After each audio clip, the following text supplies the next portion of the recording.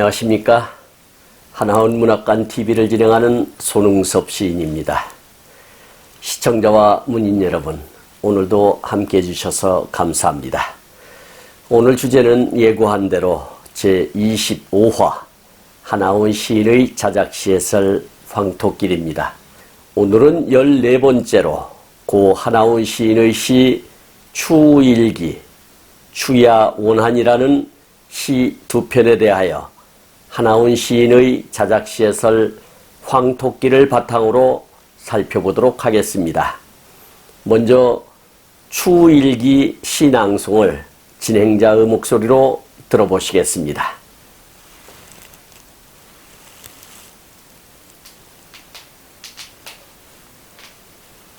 추일기 하나원. 아치라운 일이다. 내 싸늘이 서슬픔은 눈으로는 노려보지 말아라. 모두가 다 이름 있는 모든 것이다. 가느다라니 정맥에 살아서 숨쉬는 나무며 풀이며 잎 떨어지는데 싹 달인 옥색 모수치마, 사뿐히 꽂아지는 옷 맵시, 참다 못하야 부서질 듯이 돌아서면서 흐느껴 눈물로 옷깃을 적시는가.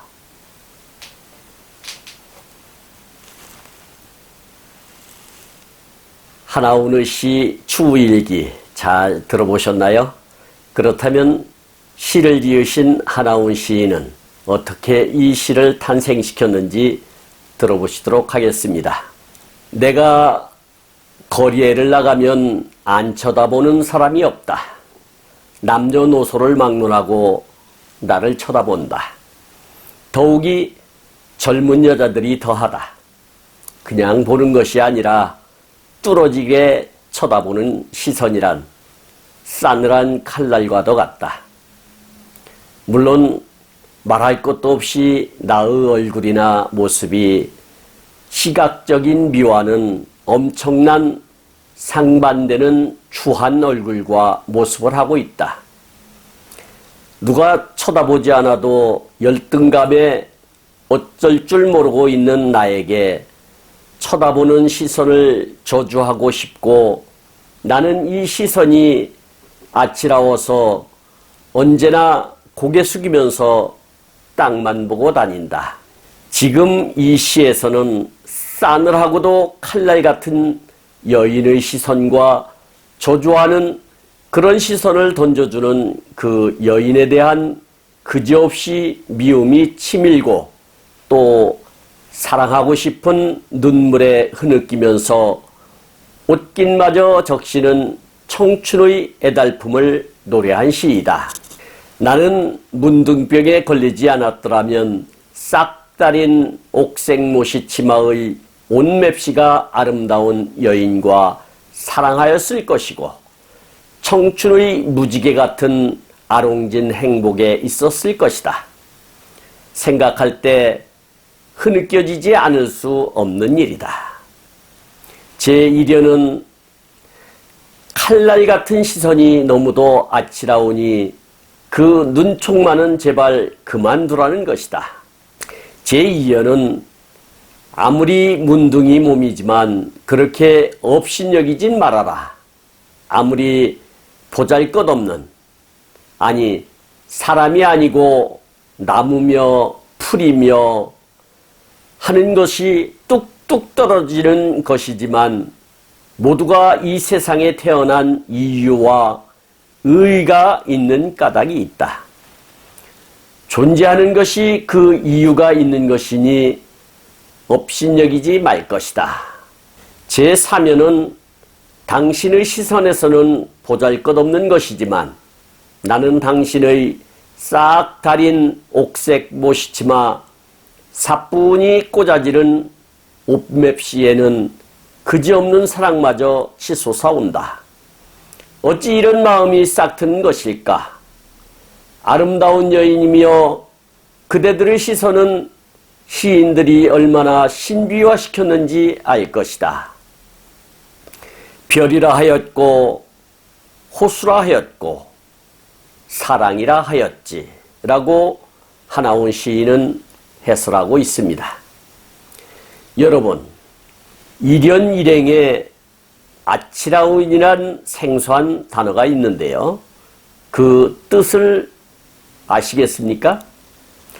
물론 저도 처음 듣는 단어라서 인터넷을 찾아보았는데 정확한 어원은 없었으나 참고할 만한 풀이가 있어 말씀드리자면 경상도의 경주 지역에서 쓰는 말로 아차랍다라는 말이 있다고 합니다.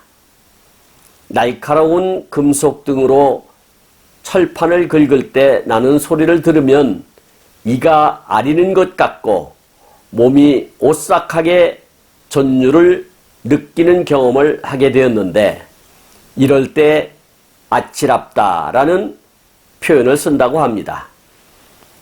또한 높은 구조물 꼭대기나 절벽에서 아래로 내려다볼 때나 고개사들의 위태로운 아슬아슬한 모습을 보고 있으면 항문이 찌릿찌릿 새콤한 느낌을 심장이 제어드는 듯한 느낌, 이럴 때도 아치랍다라고 한다고 합니다. 저는 애처로운 일이다라고 풀이하고 싶습니다. 참고하시기 바랍니다. 그렇다면 1979년 발행된 하나원 시감상을 지은 박거영 시인은 추우일기를 어떻게 해설하였는지 알아보시도록 하겠습니다. 때는 만물이 시드는 가을, 거기 눈물처럼 비가 내린다. 마치 썩어드는 자기의 육신이 가을이라면 그대 흘리는 눈물은 옷깃을 적시는 가을비련가. 나의 애인이여, 아무리 서글픈들 그렇게 싸늘히 노려보지는 말아다오. 내 아무리 병든 몸일지라도, 내 아무리 가을 낙엽처럼 시들어진 몸일지라도 아직은 이건 다 내 아끼는 이름 있는 것들이다. 가을 위에 내리는 비, 그것은 마치 자기 몸에 쏟아지는 비련의 눈물과도 같다고 작자는 노래 부르고 있습니다. 라고 박거영 시인은 해설하고 있습니다. 여기서 비련이라는 단어가 나왔는데요. 비련은 슬프게 끝나는 사랑을 뜻한다. 이렇게 이해하시면 되겠습니다. 다음은 두 번째 시 추야 원한의 낭송을 진행자의 목소리로 들어보겠습니다.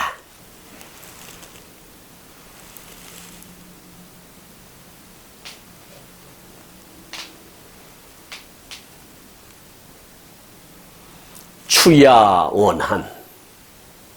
하나원. 밤을 새워 귓돌이 도란도란 눈물을 감아 넘기자. 잉압 있는 물레소리에 밤은 적적 깊어만 가고 청상들이 한숨 쉬며 어이는 듯한 그리움에 앞을 흐리는 밤. 눈물은 속될진저 오리오리 슬픈 사연을 감아 넘기자. 바람에 부질없어 문풍지도 우는가. 무삼일 속절없는 가을 밤이여.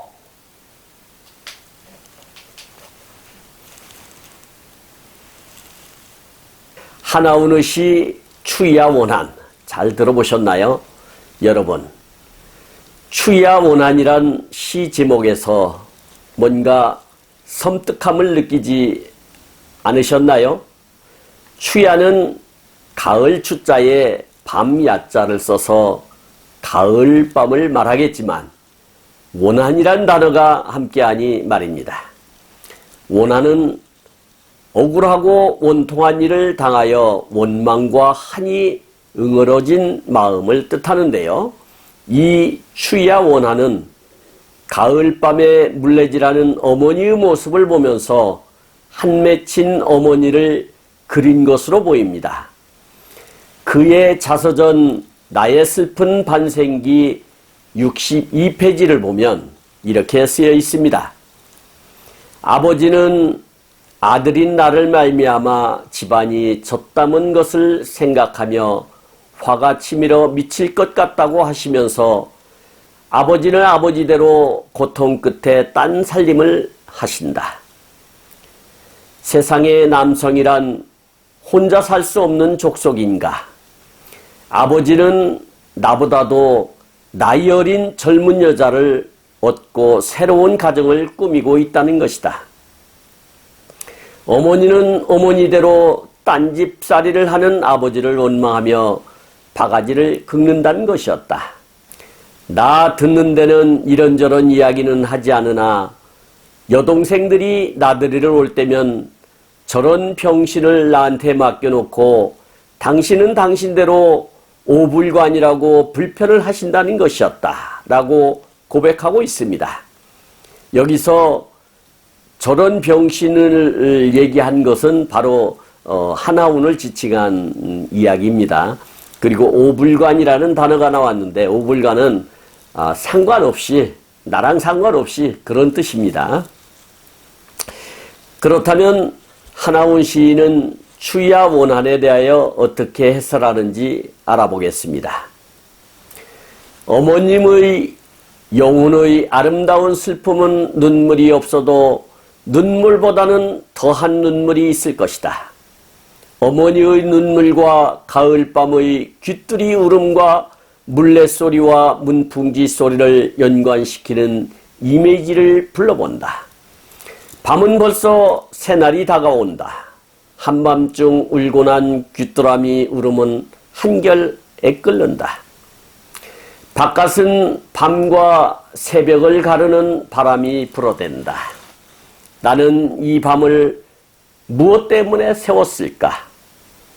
고독 속에 파묻혀 지난날이 샘솟듯 솟아오르고 지금은 어쩔 수 없는 신세, 하염없이 가슴속으로 흐르고 양볼에 뜨겁게 흐르고 문틈으로 새는 바람에 눈물자욱이 시리다. 눈물이란 건속된 것이나 눈물의 구비구비에 추억과 사연이 도르르 말리면서 눈물이 흐른다. 여기서 건속이란 단어가 나왔는데요.